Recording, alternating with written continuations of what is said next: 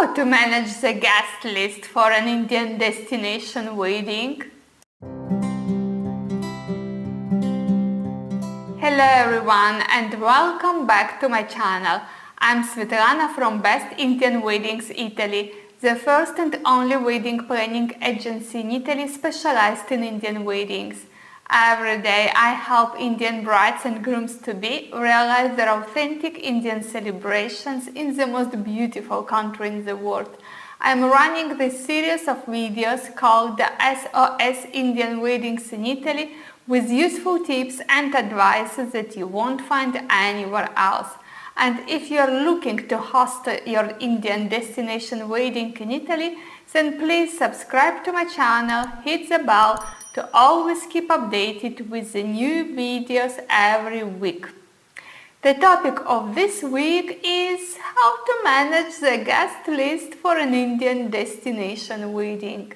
We all know that Indian weddings are usually large, and there is a lot of funny stuff on internet about Indian couples trying to cut people from their guest list while their parents won't stop to add other names on it.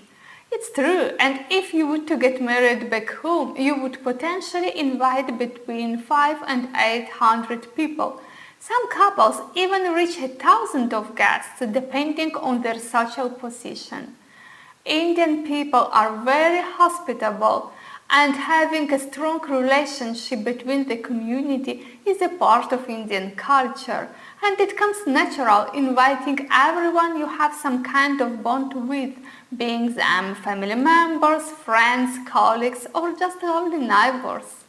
That often leads to some family conflicts, as a couple understandably would prefer to cut from the list those whom they hardly know and are obligated to invite just because their parents insist. Also, having so many guests attending the wedding not only means a lot of money to spend, but also a lot of stress for both families to manage all those guests on their own. I often meet brides and grooms who tell me that for their sisters' or brothers' weddings, they were so busy and stressed out that they don't want neither to go through that again, nor make their families do that for their own wedding. In fact, one of the main reasons, if not the main one, for an Indian couple to go for a destination wedding is to avoid inviting all those people who would attend just because they are obligated to. Couples want to leave their wedding just with their dearest ones, whom they really want to spend the days of the celebrations with, being relaxed and not stressed, enjoying the quiet atmosphere and the time spent together. And what better occasion for that than a destination wedding in Italy? Going for a destination wedding automatically allows you to decrease your guest list without offending anyone and without giving your family a bad name. People know that attending a destination wedding means getting 3 to 4 days off from work, spending money on flights and accommodation, and that is not always possible. So you have a sort of natural selection of your guests, and you won't get a headache figuring out how to avoid inviting this or that other person. However, even with destination weddings, couples often have lists of 200 to 300 guests. Of course, if they would invite 800 people back home, having 300 people at a destination wedding already means a decreasing of 62.5%. So a good deal anyway, and sometimes they manage to bring such a large party to Italy, if their budget allows. Unfortunately, oftentimes budgets at the disposal of couples and the number of their guests aren't proportional. In many cases, budgets can't be increased too much, and the only solution is cutting a part of the guests from the list. I know, it's not easy to calculate how many guests you could bring in Italy within the budget you have available. I can tell you for sure that none of the couples who got in touch with me in all this time knew that. Relying on the wedding cost in the UK is not realistic. The prices are different in Italy and things work differently, so that it would only bring you on the wrong path. And it's exactly that I show and explain to the couples in the very first videos of my ultimate video course about how to plan your Indian wedding in Italy on your own, because this part is crucial. In fact, the very starting point of planning a destination wedding is not deciding on your guest list, but rather on your budget.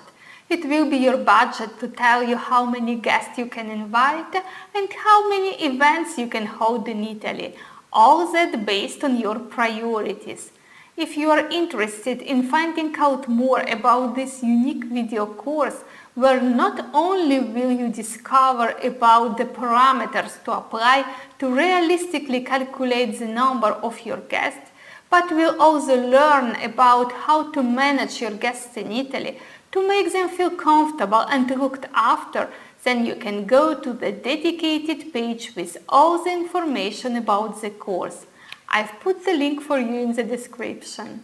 So, as you see, the very first thing to do is to set a budget and to put down the list of your priorities. And if after calculating the number of guests you can bring to Italy, you see that your guest list is twice as much that number, what can be done? If you can't increase your budget, of course. I always suggest writing down 2 guest lists. One with the people whom you absolutely want at your wedding, that without them it wouldn't make sense for you to celebrate it. And the other one with all the other guests whom you really would like to invite, but if they wouldn't be able to attend, you would survive and would enjoy your celebrations anyway. I know it could appear hard at the first glance, but just try to picture that person telling you that they can't attend for any reason, not because you aren't inviting them. What would be your reaction? How would you feel? Depending on that, put number 1 or number 2 beside the name of that person on your original list, and so on with all the guests on your list. After that, take 2 clean sheets and copy on one of them the guest with number 1 beside the names, and on the other sheet the guest with number 2, and at the end you will get 2 separated guest lists.